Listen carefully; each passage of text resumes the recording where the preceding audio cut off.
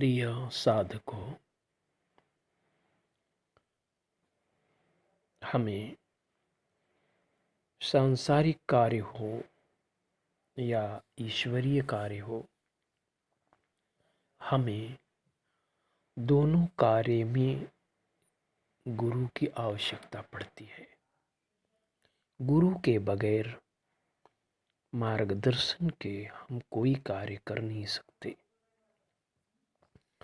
गुरु का मार्गदर्शन हमें हर धोखे से बचाता है। एक बार मुक्ताबाई, महाराष्ट्र के संतों में से हम दृष्टांत दे रहे हैं। एक बार मुक्ताबाई ने नामदेव महाराज जी को कच्चा कहकर नकार दिया कि अभी ये कच्चे हैं, इन्हें गुरु की जरूरत है। नामदेव महाराज विट्ठल भगवान को प्रत्यक्ष थे। विट्ठल भगवान के पास नामदेव महाराज जी गए और भगवान से कहा, प्रभु मुझे ऐसा ऐसा मुक्ताबाई ने कहा। तो विट्ठल भगवान ने कहा, सत्य ही तो है, आपने गुरु नहीं किया है, गुरु की जरूरत है। बोले, प्रभु आप मुझे प्रत्यक्ष हैं तो मुझे गुरु की क्या जरूरत है। विट्ठल भगवान बोले, मैं तुम्हें मंदिर में दिख रहा हूँ और जब गुरु के पास जाओगे तो मैं तुम्हें सर्वत्र दिखाई दूंगा। इस वजह से तुम्हें गुरु की जरूरत है। नामदेव महाराज औंढा नागनाथ आते हैं खेचर स्वामी के पास। वहां पर क्या देखते हैं कि खेचर स्वामी लेटे हुए हैं और उनके पैर भगवान शिव के ज्योतिर्लिंग में है। उन्होंने देखा, अरे विट्ठल भगवान ने भेजा है कि इन्हें गुरु करने के लिए, ये तो ऐसे लेटे हुए हैं। नामदेव महाराज कहते हैं, आप कैसे संत हैं, आप भगवान के ऊपर ही पैर रख के लेटे हुए हैं। तो खेचर स्वामी कहते हैं, बेटा मैं क्या करूं, मैं जिधर पैर रखता हूं उधर ही शिवलिंग चला जाता है।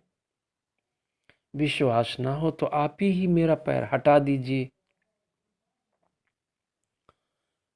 तो नामदेव महाराज जी ने जैसे पैर हटाना चाहा तो वैसे ही पुनः दूसरी जगह वो शिवलिंग पहुंच गया। इस तरह जो है नामदेव महाराज जी उन्हीं के पास भगवान की प्रेरणा से दीक्षा लेकर वहीं साधना करने लगे। साधना करने के बाद जब वापस जाने लगे तो रास्ते में उन्होंने भोजन बनाया, रोटियां बनाई और रखकर पानी लेने के लिए चले गए। तभी हे साधको, एक कुत्ता आया और वो रोटियों को ले जाने लगा। रोटियों को ले जाते हुए नामदेव महाराज जी ने देखा तो कहते हैं, हे प्रभु आप सूखी रोटी मत खाओ, अभी मैंने तो उसमें घी भी नहीं लगाया, प्रभु रुक जाओ रुक जाओ रुक जाओ। तो इस तरह हे प्रिय साधको, गुरु हमें ईश्वर को सर्वत्र देखने की साधना बताते हैं। तो इस तरह नामदेव महाराज जी को कुत्ते में भी भगवान के दर्शन हुए। तो वहाँ पर औंढा नागनाथ में आज भी चारों तरफ वो शिवलिंग के पिंड आज भी प्रत्यक्ष हैं। तो उन्होंने उस दृश्य के माध्यम से उन्हें नामदेव महाराज जी को दिखाना चाहा था कि वो ईश्वर सर्वत्र है। ये महापुरुषों की लीला है। तो इस तरह प्रत्यक्ष गुरु की हमें ज़रूरत है।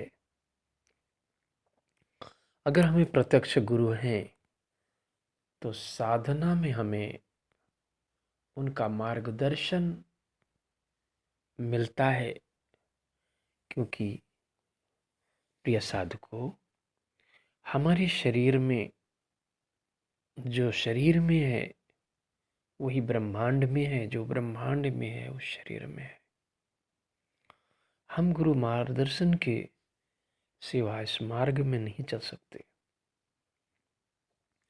हम व्यथित हो सकते हैं, हमें मार्ग में अड़चन आ सकती है, मार्ग हमारा अवरुद्ध हो सकता है। तो इस तरह किसी अच्छे महापुरुष की शरण में समर्पण भाव से, जो अच्छे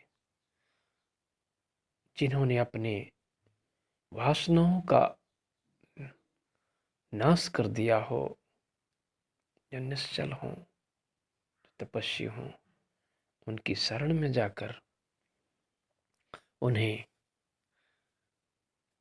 अपना गुरु मान शिष्यता ग्रहण करें और निष्ठा भाव से उन पर श्रद्धा रखें और साधना करें। तो हमने यही बताना चाहा है कि गुरु की अनिवार्यता जरूर है, चाहे संसार में हो अर्थात भौतिक में हो, चाहे आध्यात्मिक में हो। गुरु के अलावा कोई पर्याय नहीं है।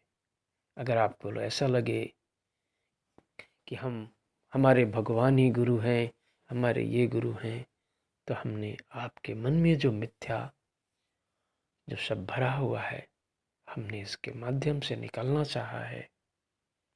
आप किसी निर्विषयी महापुरुष की शरण में जाएं और उन्हें अपना गुरु समझ शिष्यता ग्रहण करें और आस्था रखें और उनके मार्गदर्शन में साधना करें। बस हमारा यही कहना है, क्योंकि कहा गया है रामकृष्ण से गोपुड़ को बढ़ो, तिन्हु तो गुरु कीन, तीन लोक के वो धनी गुरु आगे आधीन। तो स्वयं परमात्मा थे, उन्हें गुरु की क्या जरूरत थी। वशिष्ठ जी के यहाँ भगवान राम और कृष्ण भगवान संदीपनी ऋषि के यहाँ रहे, वो परंपरा उन्होंने बताई।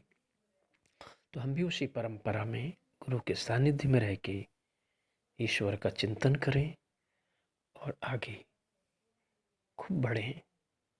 ईश्वर आपको सद्बुद्धि दे, आप खुश रहें। बहुत सारा आशीर्वाद, बहुत सारा प्रेम।